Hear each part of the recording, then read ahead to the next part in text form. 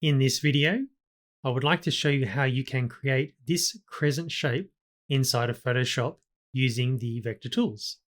So I'm going to select that layer, delete it, and let's start from scratch. So over here in the Tools panel, I'm looking for this tool just here, the rectangle tool, clicking and holding, and I'm going to select the ellipse tool underneath it. Up here in the options, I'm going to choose the mode of shape.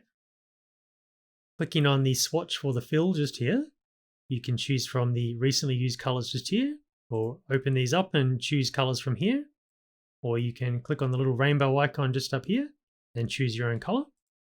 I'll run with this red color just here, nice and obvious. Clicking on the stroke swatch just here, I'm going to go with no stroke just here, and the white square with the red diagonal, that means no color just here. So again, to sum up quickly there, guys, we've got the ellipse tool, we've got the mode set to shape, and we've set the fill and the stroke. So let's come out here on the canvas. I'm going to click and drag. I've still got my mouse held down at this point. So you can see this allows me to drag out an oval. If I wish to constrain this to a circle, I just hold down the Shift key. And when I've got a size that I like, simply release the mouse button like so. So here's my red circle. Over here inside of my layers panel, you can see I've got this new layer just here called Ellipse 1. Now this here is a vector shape, so if we wish to manipulate it, we are going to be using the vector tools. Now if I go and switch to the move tool just here, which is the main tool inside of Photoshop, I can move this layer around, but it's going to be going after the layer as a whole. So again, if I want to be going after the individual vector elements within this layer, I'm going to be using the vector tools. So let's come down here in the tools panel, and I'm looking for this guy just here, the path selection tool. It does just that, it selects entire paths. If you wish to manipulate individual anchor points within a path, that's what the direct selection tool is just down here. Now I want the entire path, so I'm just going to choose the path selection tool. So I can move this around within the layer like so. Actually, I'm going to pop it down just here. Now I want to basically copy and paste this circle, and I'll use then that second circle to punch a hole in the first circle to create our crescent shape. Now I could copy and paste at this point, but I'd like to show you a nice cool trick. So I've got the circle just here. If I hold down the Alt or the Option key, so that's the Alt key on Windows, the Option key on Mac, so holding that key down, I can actually just drag out another circle like so.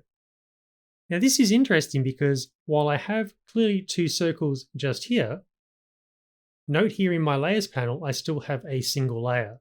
So I currently have two vector circles within a current shape layer, within a single shape layer, I should say, within the layers panel. Now this circle that I just dragged out, it's technically in front of this first circle. Now that's very important. You'll see why just now. I'm going to come up to this button just here, and I click and hold.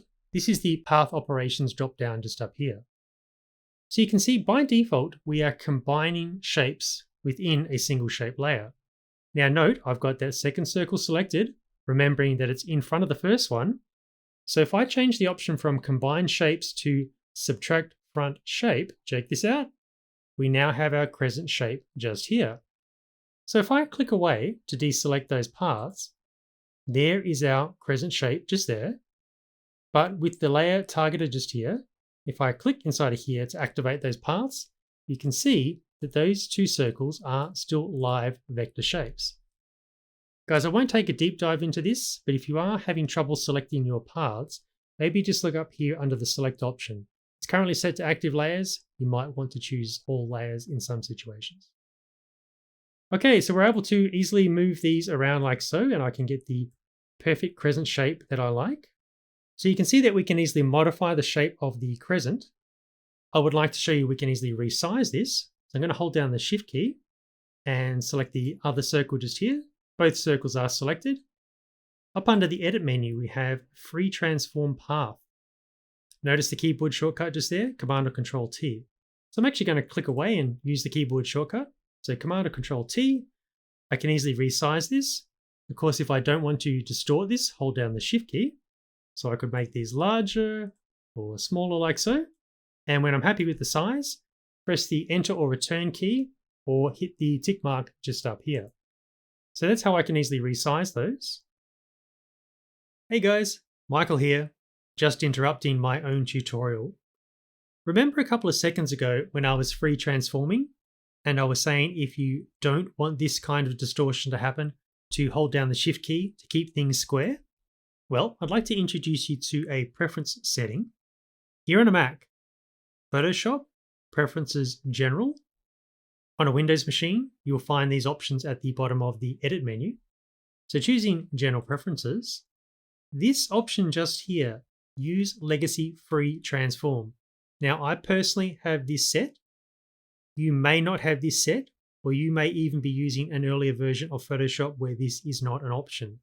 Either way, guys, I just wanted to remind you, depending on the setting, depending on the Photoshop version, you may or may not have to hold down the Shift key while transforming to keep things square. That's it. Let's get back to the video. All of the attributes are still live as well. So I could, for example, double click on the thumbnail within the layers panel. I can change the color from there. I also have the fill color and the stroke colors just up here. And down here in the properties panel, you can see fill and stroke here as well. So we're almost done at this point here, guys. I'm just going to switch back to the Move tool again, just to remind you, I did show you this earlier. If I'm using the Move tool, and I have the layer selected just here, you can see I can move this thing around. But notice if I try and click on individual elements, I can't. So again, the Move tool looks at the layer in its entirety. If I wish to start editing individual elements within the layer, that's what these vector tools are just down here. Now, personally, I like to keep things as live as possible. I like to give myself maximum future flexibility. So personally, I wouldn't be combining these circles generally. But let's say, for example, you are passing this file off to somebody else to work on, and you don't want them to screw up the appearance of this crescent. So in that case, a good argument could be made that expanding these items to give you a single final shape would be a smart way to go. So the way to do that is, I've just simply selected those paths just there. The same drop down we looked at earlier, the path operations. At the very bottom just here, there's an option here, Merge Shape Components. Now when I activate that, I'll just choose yes here. Notice we are now seeing the crescent shape, and even though I'm using the path selection tool, those original circles are gone. I'm just left with the crescent like so.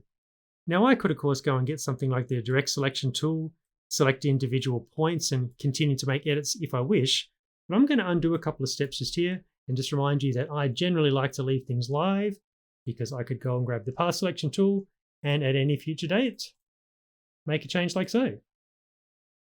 So I might wrap things up at that point just there, guys. You can see that we only briefly touched on a lot of different aspects within vector shape creation here inside of Photoshop. I hope that proves useful. Catch you later.